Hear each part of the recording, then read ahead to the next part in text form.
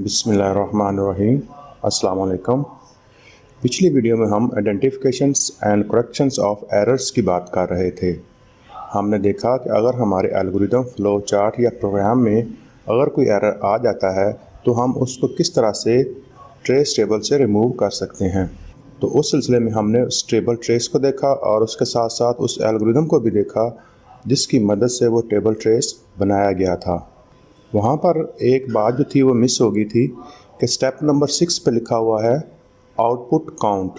तो मेरा ख्याल है ये सेकंड लास्ट रॉ में आउटपुट काउंट का वेरिएबल के अंदर जो नंबर है वो यहाँ पर शो होना चाहिए था और उसके बाद स्टॉप की स्टेटमेंट आती है। तो identifications and corrections of errors with trace table के टॉपिक को कवर करने के बाद आज का हमारा टॉपिक है using invalid data for testing कि इनवैलिड डाटा का इस्तेमाल आपने टेस्टिंग के मरहल में किस तरह से करना है। इस टॉपिक पर हम पहले भी डिस्कस कर चुके हैं, तो ये टॉपिक दोबारा आया है तो हम इसको यहाँ पर दोबारा फिर देख लेते हैं। इनवैलिड डाटा के मतलब ये बताया था कि ये वैलिड डाटा के उल्ट होता है। इनवैलिड डाटा को दूसरे लफ्ज़ों में हम नेगेटिव टेस्टिंग भी बोलते हैं। इसमें सिर्फ ये देखा जाता है कि जिस एप्लीकेशन सॉफ्टवेयर या प्रोग्राम में आप वो वैल्यू दे रहे हैं तो वो सिस्टम किस तरह से बिहेव करता है।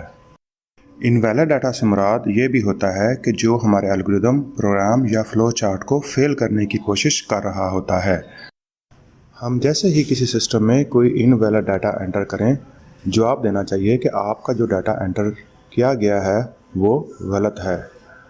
सिस्टम से मुराद हमारा फ्लो चार्ट, एल्गोरिदम या प्रोग्राम होता है। मिसाल के तौर पर वैलिड डाटा में अगर कोई एल्गोरिदम ये कह रहा है कि हम 1 से लेकर 10 तक कोई नंबर दें, तो आप उसमें 10 से ऊपर जो नंबर है वो दे दें या उससे जो कम नंबर है, 1 से कम नंबर है, उसको आप उस एल्गोरिदम या फ्लो चार्ट में डाल दें। या आप जहाँ पर आप वो कह रहा है कि 1 से लेकर 10 तक आप नंबर दें, आप न्यूमेरिक नंबर 1 एंटर ना करें बल्कि आप वहाँ पर ONE 1 लिखकर एंटर कर दें। तो इस तरह से ये भी एक तरह का इनवैलिड डाटा हो जाता है। ये अब हमने जनरल कॉन्सेप्ट को डिस्कस किया है कि इनवैलिड डाटा फॉर टेस्टिंग क्या होता है। तो अब हम अपनी वीडियो का बाकायदा आगाज़ करते हैं। किसी भी एल्गोरिदम को टेस्ट करना इनवैलिड डाटा देकर ये इस बात की यकीन दहानी करता है कि जो एल्गोरिदम है वो बड़ा ही शानदार तरीके से गैर मुतवक्का इनपुट डाटा को हैंडल कर सकता है। अगर कोई ऐसा एल्गोरिदम है जो आपसे कह रहा है कि आप एज को नंबर्स में दें कि आपकी कितनी एज हो चुकी है, आप उसको एज ना दें और आप उसको अपनी डेट ऑफ बर्थ दे दें, तो उससे वो एल्गोरिदम ठीक से काम नहीं करेगा।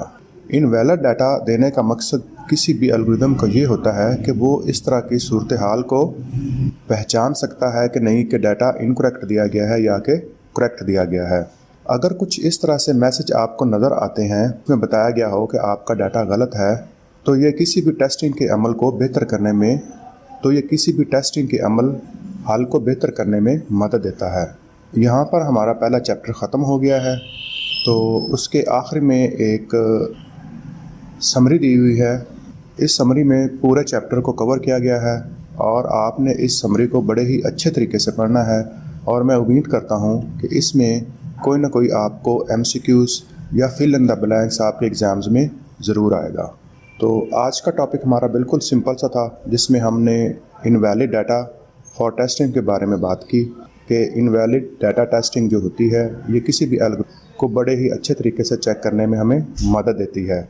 और हम इनवैलिड डाटा जब अपने प्रोग्राम, फ्लो चार्ट या एल्गोरिथम में डालते हैं तो उससे उसके बिहेवियर का पता चलता है कि ये गलत डाटा को किस तरह से ले रहा है या गलत डाटा के ऊपर ये किस तरह से मैसेज हमें देगा। और यकीनी तौर पर ये किसी भी सिस्टम को बेहतर बनाने के लिए एक अच्छे इक़दाम होते हैं। अगर आपका कोई आज की वीडियो के मुताल्लिक़ कोई सवाल है तो कमेंट सेक्शन में बताइएगा, मैं कोशिश करूँगा कि उसका आपको जवाब दे सकूँ। अपना ख्याल रखिए। अल्लाह हाफ़िज़।